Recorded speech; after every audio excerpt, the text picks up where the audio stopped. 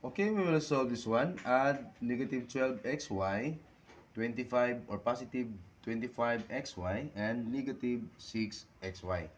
So, ang gagawin natin dito, i-combine muna natin tong same sign, si negative 12xy, at saka si negative 6xy.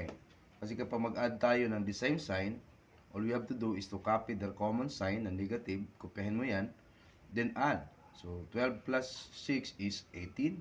Then, kopyahin natin yung xy. Ngayon, si 25xy, i-add natin yan. Okay? So, this is positive. Kapag walang sign, meaning positive. So, unlike sign sila. So, negative 18xy plus 25 or positive 25xy. So, kopyahin natin yung bigger sign ng bigger number.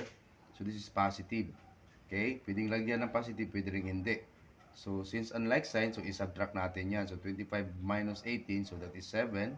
Kopyahin natin yung xy. So, therefore, sa choices, letter C is the correct answer.